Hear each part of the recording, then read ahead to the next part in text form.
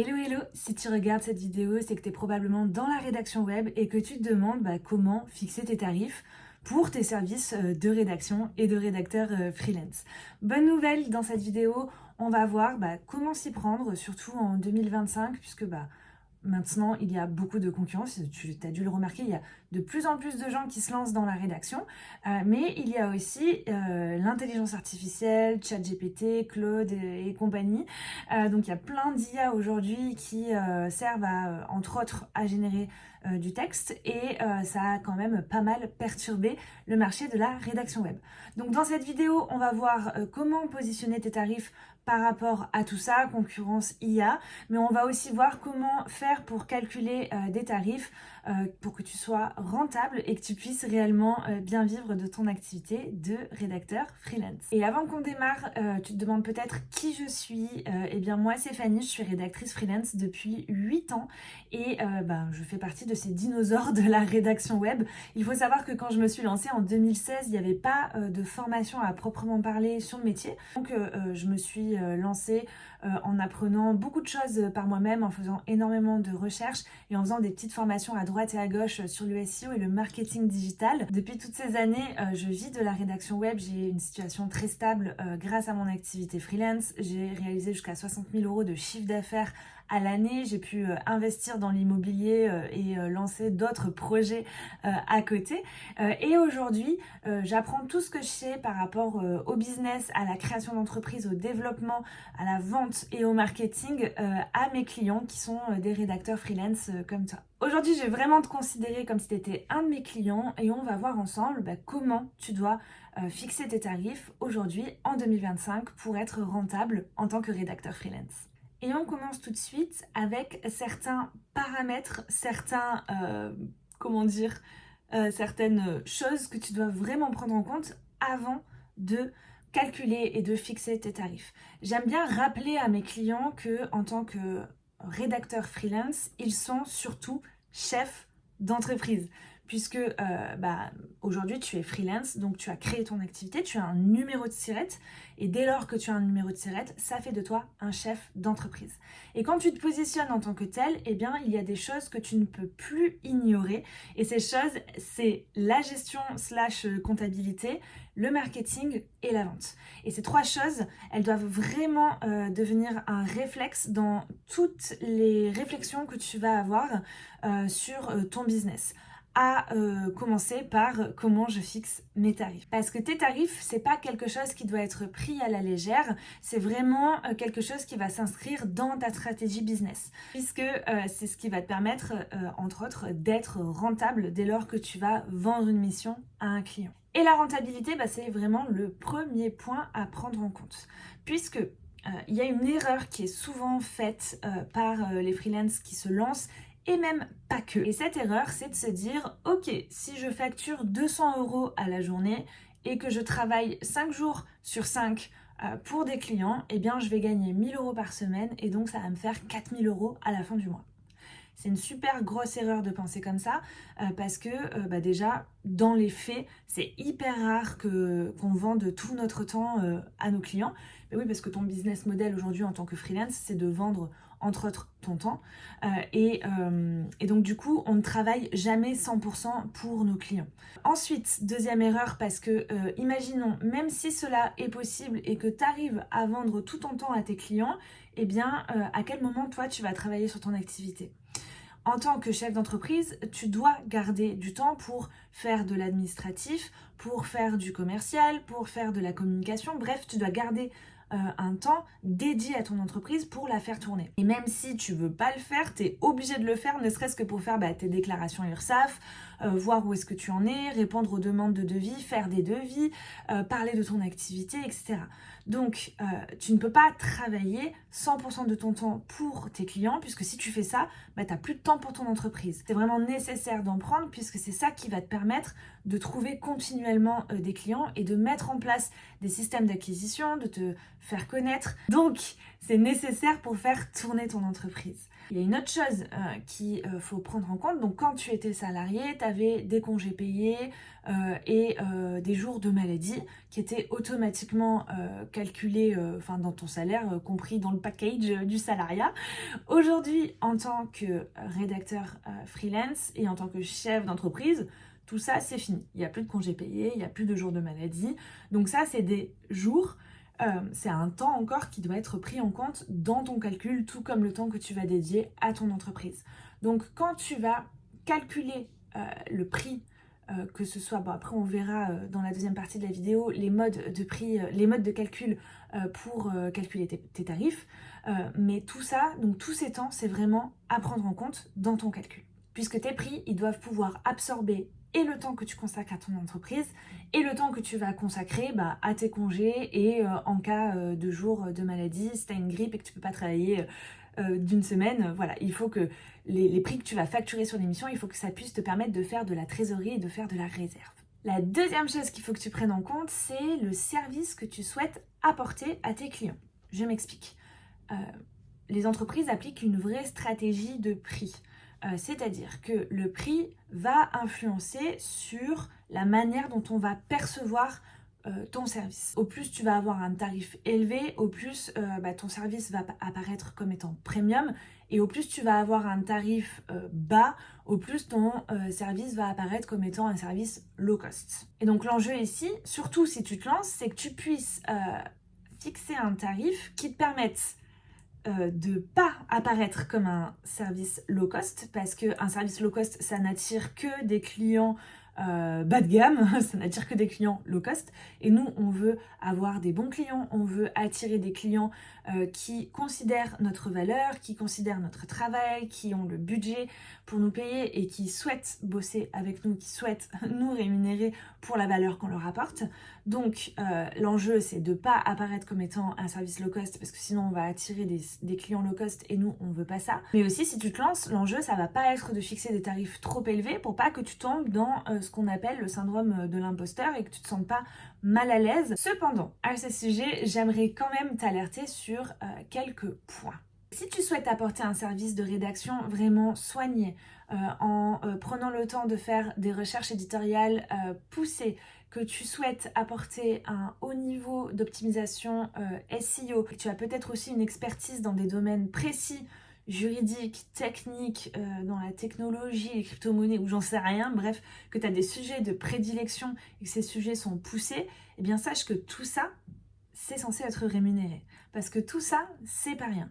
Et même si tu te lances et que aujourd'hui tu te sens peut-être pas forcément légitime parce que tu n'as pas encore eu beaucoup de clients, etc., sache que ce que tu fais pour ton client, ne serait-ce que rédiger et optimiser pour le référencement ou pour le marketing parce que tu as des compétences en storytelling ou en copywriting, bref, sache que ce que tu fais aujourd'hui pour ton client, même si tu démarres, ce n'est pas rien et ça mérite une rémunération à la hauteur de tes compétences, tout simplement, même si tu démarres. Du coup, il faut vraiment pas que tu aies peur de paraître trop cher parce que en mettant vraiment une stratégie business qui te permet d'attirer les bons clients, tu vas pas apparaître trop cher parce que tu vas attirer des clients qui reconnaissent la valeur de ce que tu apportes et qui reconnaissent tes compétences et qui sont conscients que tout ça, ça a un prix et que ça se paye. Ensuite, un autre facteur qui doit rentrer en compte dans le calcul de ton tarif, enfin de tes tarifs, c'est les tarifs de la concurrence, que ce soit des autres freelances ou des agences de rédaction. Alors ici, le but, c'est pas de proposer les mêmes tarifs que la concurrence, pas du tout, mais le but c'est de savoir en fait comment toi tu peux te positionner par rapport à tout ce qui est proposé sur le marché en comptant les autres freelances et les agences. Attention, sur le marché de la rédaction web, il y a vraiment à boire et à manger. Donc là, le but c'est vraiment que tu puisses étudier en fait ce que les autres proposent et à quel prix. Donc là, il va falloir regarder le service, en fait, qu'est-ce qu'ils mettent dans leur service. Est-ce qu'on reste sur de la rédaction simple ou est-ce qu'on va sur des optimisations, est-ce qu'on va sur des audits, etc. Et que tu comprennes en fait qu'est-ce qu'apporte un freelance et qu'est-ce qu'apporte une agence pour que tu puisses, toi, ensuite comprendre qu'est-ce que tu vas facturer dans ton service, qu'est-ce que tu vas mettre dans ton service qui nécessite d'être payé par le client. Et enfin, le dernier facteur à prendre en compte, c'est la place que prennent aujourd'hui les IA sur le marché de la rédaction web. Alors, ça, j'imagine que tu es déjà au courant. Beaucoup de personnes utilisent aujourd'hui les IA, notamment pour générer du texte. Bien entendu, ça ne remplace pas les compétences d'un rédacteur professionnel. Cependant, il y a des sites internet, des clients, des agences qui ont des besoins conséquents en rédaction de contenu, qui préfèrent par un intérêt économique de passer aujourd'hui par des IA plutôt que par des rédacteurs. Et d'un côté, je vais te le dire, entre nous, c'est tant mieux, parce que ces missions qui avant étaient confiées à des gens comme nous, non seulement elles étaient très mal rémunérées, mais en plus elles n'étaient pas très intéressantes, parce que c'était souvent de la rédaction sur des sujets random, qui étaient chiants à rédiger, n'ayons pas peur des mots. Et du coup, donc aujourd'hui, ces missions qui étaient assez énergivores et pas très intéressantes, elles sont confiées aux robots des intelligences artificielles. Donc, bien sûr que les IA ont un impact sur le marché de la rédaction web. Bien sûr que certaines commandes aujourd'hui sont plutôt confiées aux IA plutôt qu'aux rédacteurs. Mais il ne faut pas non plus voir ça comme l'ennemi numéro un. Déjà parce qu'il y a beaucoup de rédacteurs, moi la première, qui se servent des IA pour gagner du temps dans leur rédaction. Et aussi parce qu'il y a encore beaucoup de clients qui ont besoin d'une expertise en plus que de la simple rédaction de contenu et qui ont besoin de quelqu'un qui sait vraiment comment rédiger des contenus pour le web, comment les optimiser pour le référencement, comment optimiser pour la vente, comment optimiser pour bien présenter l'image de marque de leur société sur leur site internet, etc. Bref, il y a encore plein de clients qui ont besoin de gens comme nous. Donc, la place des IA, elle est vraiment à prendre en compte dans ton calcul, dans le sens où toi, tu vas devoir positionner un service qui va aller au-delà de la simple rédaction pour justifier tes tarifs et surtout donner quelque chose en plus des IA. Mais ça, on va avoir l'occasion d'en reparler dans d'autres vidéos où on parlera de comment créer une offre en rédaction web pour se distinguer de la concurrence et des intelligences artificielles. Bon, maintenant qu'on a bien compris tout ce qu'on doit prendre en compte avant de fixer nos tarifs, voyons les 4 modes pour calculer et fixer les prix en rédaction web. Bon, le premier mode de facturation, et le premier mode de calcul de tes prix, c'est facturer au mot. Ça, c'est vraiment le mode de facturation classique. Donc, en gros, tu vas dire c'est 10 centimes le mot. Donc, un texte de 1000 mots, il va valoir 100 euros.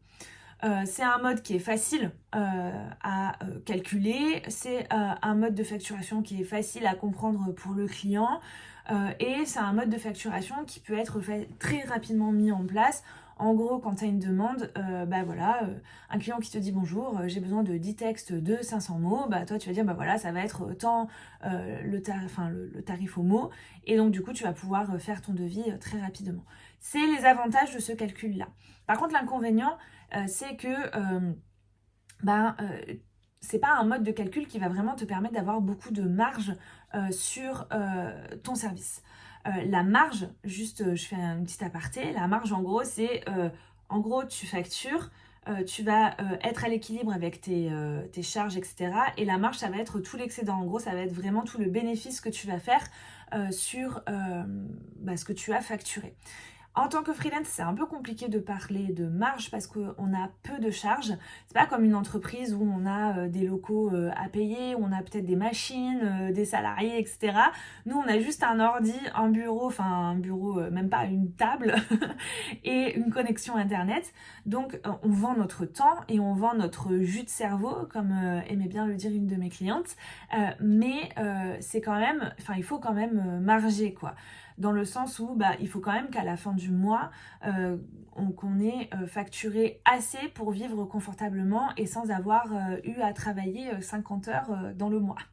Donc c'est quand même important de garder ça en tête. Et ce mode de facturation au mot, en fait, il va te... Comment dire ta facturation, elle va être corrélée vraiment à la production que tu vas faire. Et si jamais tu vas tomber sur des textes qui vont être plus compliqué que ça à rédiger, plus compliqué que ce que tu l'avais anticipé à rédiger parce que finalement il y a plus de recherche ou parce que finalement le client il te demande plus de retours, etc. Bah, tu vas être un peu coincé parce que tu n'auras pas de marge de manœuvre et du coup si tu dois prendre plus de temps que ce que tu avais anticipé, bah, tu vas manger sur ta marge. Donc à retenir avec la facturation Homo, c'est que c'est très facile à mettre en place, c'est très facile à faire comprendre aux clients, c'est très facile à calculer, mais c'est un mode qui te permet pas de marger énormément.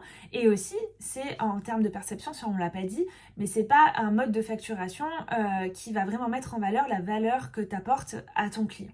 Deuxième façon de facturer, ou de fixer tes tarifs, ça va être de facturer au contenu. Donc là, tu peux avoir peut-être une demande d'un client qui va te dire voilà, bonjour, moi j'ai besoin d'articles de blog, mais aussi de newsletters et de revoir quelques pages sur mon site web. Donc là, en fait, ça va être de dire pour les newsletters, je vais fixer tel prix, pour les articles de blog, c'est tel prix l'article, etc., etc.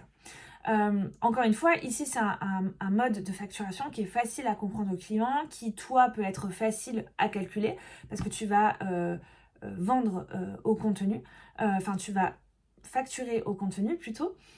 Et du coup, ça va être facile pour calculer tes projections, etc. Et pour calculer tes objectifs, puisque, je sais pas moi, si tu as un objectif de réaliser 2000 € par mois et que tu factures 200 € l'article, bah, tu sais qu'il va falloir que tu vendes 200 contenus par mois pour faire tes 2000 € de chiffre d'affaires que tu as noté en objectif. Donc là, c'est ça les avantages, encore une fois, c'est facile à faire, etc.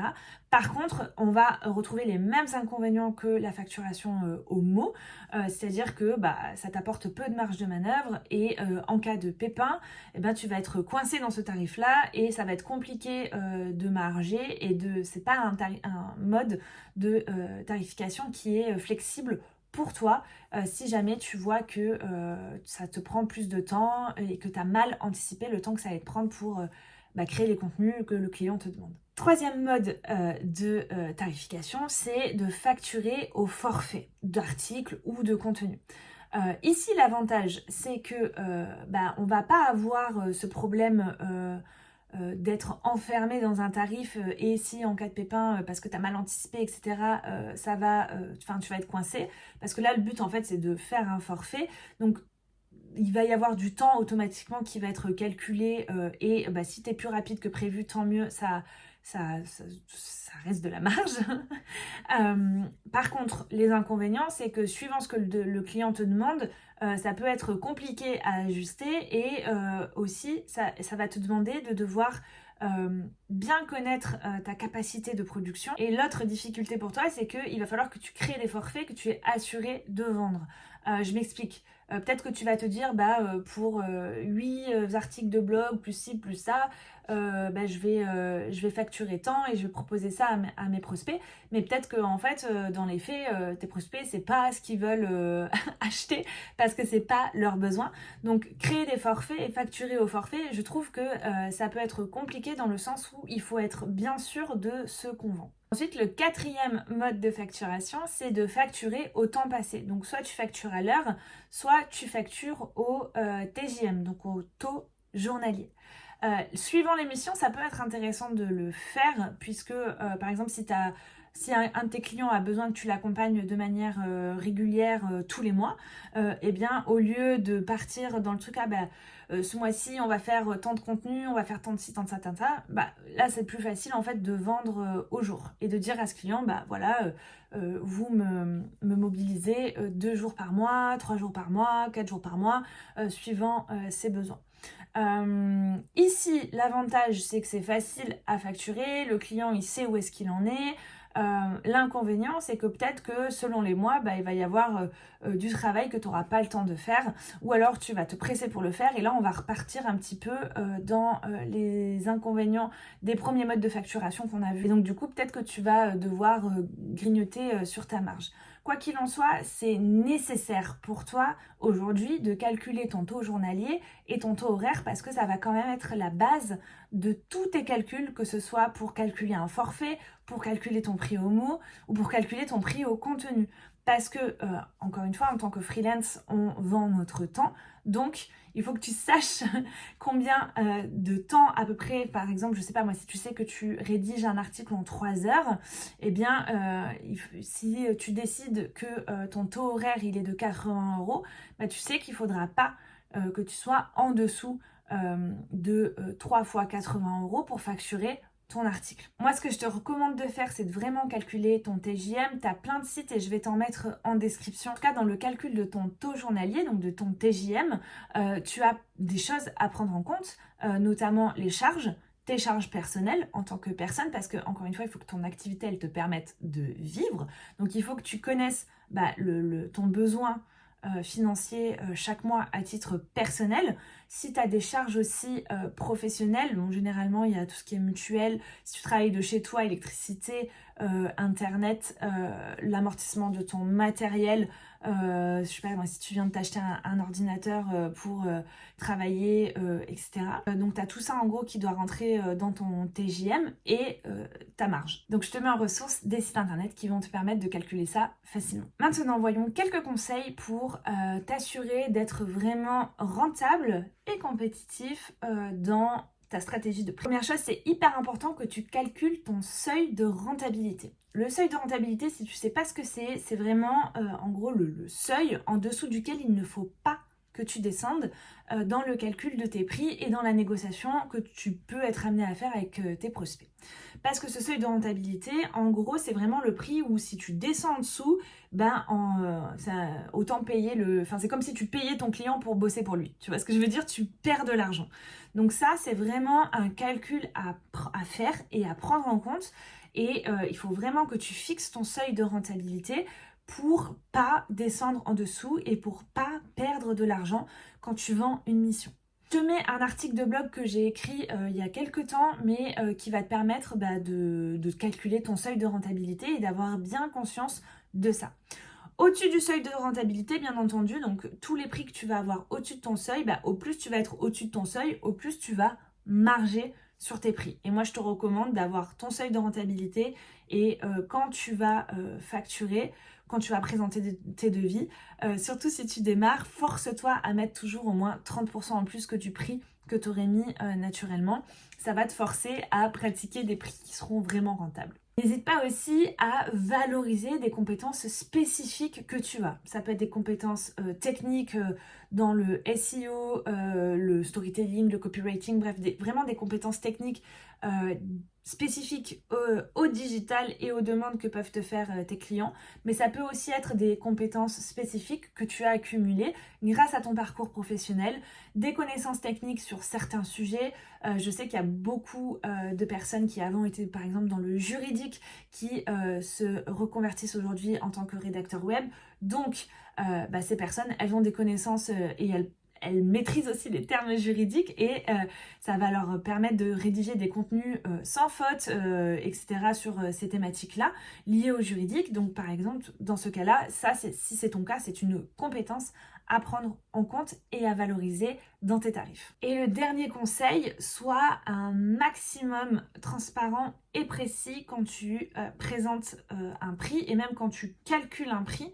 Essaye d'inclure un maximum de choses. Par exemple, pour la rédaction d'un contenu, est-ce que tu prends en compte les allers-retours? Si oui, combien tu prends d'allers-retours en compte et au-delà de combien d'allers-retours il va falloir que tu factures en plus parce que du coup tu seras plus rentable pour les recherches éditoriales, s'il y a des sujets très précis qui nécessitent un temps de recherche additionnel, combien tu factures en plus, etc. Et ça, tout ça en fait il faut vraiment que tu sois hyper clair déjà pour toi-même, histoire de bien comprendre en fait qu'est-ce que tu mets dans ton prix et pourquoi tu factures tant, et pour ton client pour qu'il puisse bien comprendre qu'est-ce que tu vas faire pour lui et quel est ton périmètre d'action. Et enfin, un petit conseil bonus, n'hésite pas à régulièrement monter tes prix au fur et à mesure que tu prends de l'expérience, parce que l'expérience, ça se paye, et quand on démarre, on a tendance à se sous-évaluer, donc c'est hyper important de continuellement ajuster ses prix et de continuellement monter ses prix. En cas de négociation client, qu'est-ce que tu peux faire? Déjà, la première chose, c'est de vraiment définir, donc reprendre ton seuil de rentabilité, de définir un prix en dessous duquel tu ne descendras pas, parce que si tu signes cette mission en dessous de ce tarif-là, tu sais que tu ne seras pas rentable. Deuxième chose à faire, si ton client négocie, au lieu de réduire le prix, réduis plutôt ton champ d'action. Ça sera plus rentable pour toi et du côté de ton client, il va, ça lui donnera pas l'occasion de te dévaluer et de grappiller, de toujours demander plus de manière gratuite. Enfin, je sais pas trop comment m'expliquer, mais en gros, toi, ça te positionne vraiment en tant qu'expert et pas en tant que personne qui travaille pour ce client. Encadre bien tout par écrit. Si tu as une négociation avec un client et que vous redéfinissez le cadre de la mission, que le prix s'ajuste, que les actions de ta mission s'ajustent, pense à bien tout remettre à l'écrit, histoire que tout soit bien clair et que en cas de problème, qu'il y ait un mail ou un devis. Ça, vraiment, fais toujours un devis avec un bon pour accord avant de commencer une mission. Ne commence jamais sans bon pour accord. Mais en tout cas, le but ici, c'est qu'il y ait un écrit avec tout bien de défini pour que ton client, il te dise pas, mais attendez, j'ai pas compris, on avait convenu de ça, pourquoi maintenant vous le faites pas? Non. Au plus c'est clair, au plus la relation sera bonne avec ton client. Et enfin, le dernier conseil que je peux te donner dans le cadre d'une négociation, c'est n'aie pas peur de dire non. Vraiment. N'aie pas peur de dire non à ton client parce que tu vas dire non à certaines de ses demandes que tu n'auras pas la mission. Donc c'est hyper important de toi rester dans ta posture parce que en tant que freelance et en tant que rédacteur, tu es quand même un expert en rédaction de contenu pour le web, ce qui te place en tant que guide pour ton client. Donc, il ne faut pas hésiter à dire non. Plus en fait tu oseras faire ça, et surtout si c'est justifié, au plus tu vas apparaître comme un expert et un guide pour ton client. Voilà, on vient de voir une vidéo plutôt complète, je crois, sur comment fixer tes prix en rédaction web et en 2025. Pour résumer brièvement, on a vu tout ce que tu dois prendre en compte avant de calculer tes prix. On a vu les 4 modes de calcul de tes prix. On a aussi vu des conseils pour assurer d'être rentable et compétitif. Et on a vu des conseils dans le cadre d'une négociation avec ton client. Et si tu veux aller plus loin, tu peux t'inscrire à ma newsletter. Toutes les semaines, j'envoie des conseils business adaptés à ton activité de rédacteur web. Le lien pour t'inscrire gratuitement est dans la description. Sur ce, je t'invite à aller voir les autres contenus que j'ai fait sur mon blog, sur ma chaîne YouTube ou à me suivre sur les réseaux. Et je te dis à très vite. Ciao, ciao!